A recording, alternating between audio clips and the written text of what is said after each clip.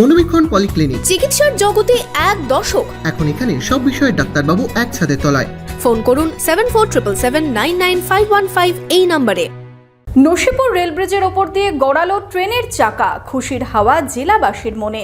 কত জোড়া নতুন ট্রেন পেলেন জেলার মানুষ? কোন কোন সময় চলবে এই ট্রেন, দেখুন বিস্তারিত। বহরমপুর শহরে এবার lifestyle club.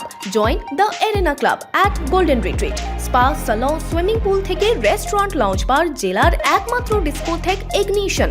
Enjoy your quality time with golden retreat. Don't miss.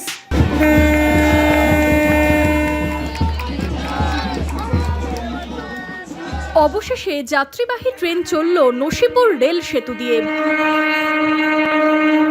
বুধবার আজিমগঞ্জ থেকে ট্রেন ছেড়ে নসিপুর রেল ব্রিজ হয়ে পৌঁছয় কাশিমবাজার স্টেশনে। 4 তারিখ থেকে নসিপুর রেল সেতুর ওপর দিয়ে চলবে নতুন 4 জোড়া ট্রেন। ইস্টার্ন রেলওয়ের পক্ষ থেকে জানানো হয়েছে, আজিমগঞ্জ কৃষ্ণনগর আজিমগঞ্জ রুটে চলবে 1 জোড়া ট্রেন।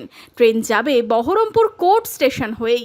বিকেল 4:05 আজিমগঞ্জ স্টেশন থেকে ছেড়ে সন্ধে 6:25 কৃষ্ণনগরে পৌঁছবে ট্রেন। কৃষ্ণনগর থেকে 7:30টায় ট্রেন ছেড়ে আজিমগঞ্জ জংশন পৌঁছবে রাত 9:55।